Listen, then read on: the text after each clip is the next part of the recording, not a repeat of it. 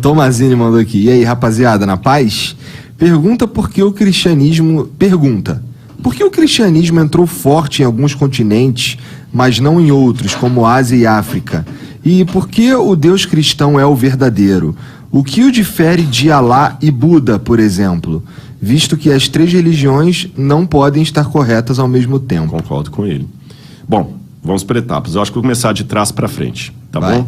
Por que o Deus dos cristãos é que estaria correto? Em primeiro lugar, deixo claro que o Deus dos cristãos, mesmo sendo correto, ele falou, eu tenho ovelhas que não são desse aprisco. Ou seja, até o índio nunca ouviu falar de Jesus. Eu estou pensando naquele índio pré-cabraliano, né? Que ele tinha Tupã ali, a natureza e tudo mais e tudo. A palavra não chegou. Não chegou. E Paulo fala, o que de Deus se pode conhecer, ele lhes revelou pela natureza.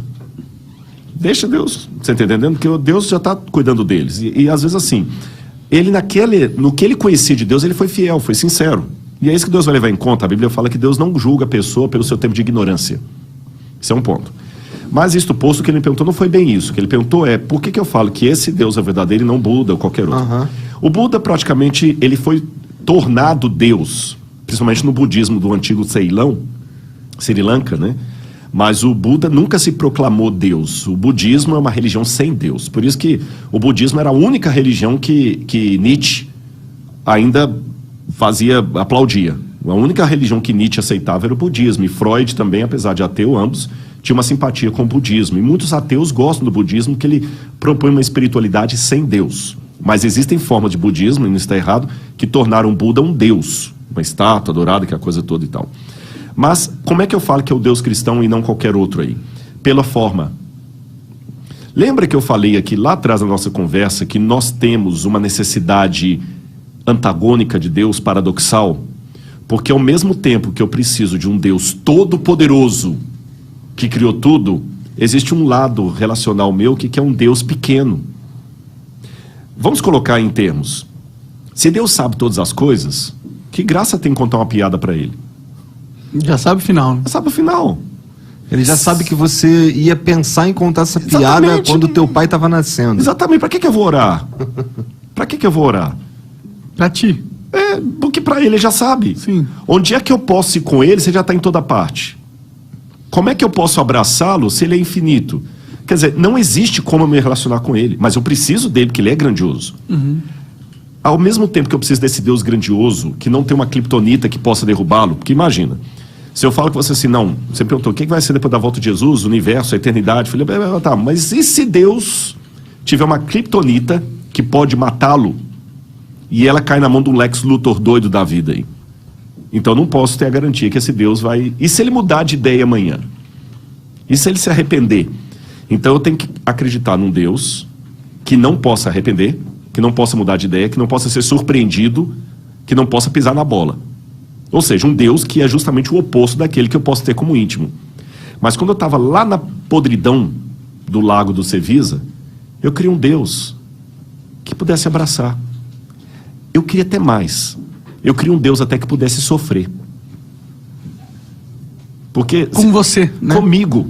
Que chorasse comigo. Você já tentou ser consolado por alguém que nunca teve nada? É complicado. Às vezes a pessoa não precisa ter uma solução para o seu problema, não, mas só dela chorar com você e sofrer com você. Você não está sozinho no sofrimento. Sozinho. E nenhuma religião do mundo, eu repito, nenhuma proposta religiosa do mundo apresenta uma visão de Deus que cubra o paradoxo da minha necessidade. De um Deus que seja ao mesmo tempo transcendente e imanente. Infinito e pessoal.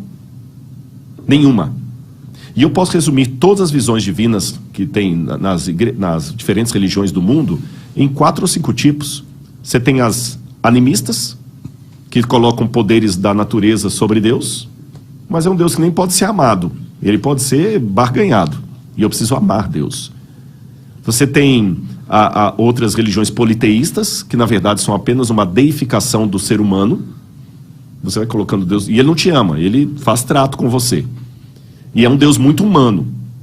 Ou você pode ter aquelas religiões panteístas, como as de linha hindu, que Deus é a natureza é Deus. Então também não tem alguém, um outrem, como diz. Não tem. A única proposta religiosa que apresenta um Deus que é ao mesmo tempo infinito e se fez carne é a Bíblia Sagrada. Ou seja, se eu olhar antropologicamente falando, e alguém me pergunta então, aqui eu tenho vários formatos, eu tenho uma garrafinha de água, eu tenho uma garrafinha de refrigerante que ninguém vai saber qual é, e eu tenho a do gel aqui. Eu tenho um buraco na mesa. Você me pergunta assim, Rodrigo, qual das garrafas preenche esse buraco? É simples. É só olhar o formato do buraco e eu sei qual. Então, quando eu olho dentro da psique humana, qual a forma de Deus que eu sou carente?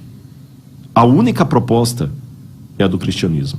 Porque se Deus mentisse, ele sabe todas as coisas, mas finge que não sabe só para te ouvir, ele estaria sendo um hipócrita. Ele não estaria sendo verdadeiro. Mas quando Cristo, sendo Deus, abriu mão, Paulo fala que ele esvaziou da divindade dele e se tornou um de nós, ele não é hipócrita. Quando ele pergunta, meu filho, o que você quer? Vamos juntos. Ele abriu mão da onisciência dele para me fazer uma pergunta honesta. Ele abriu mão da eternidade dele para ter uma morte honesta. Ele morreu de fato na cruz do Calvário.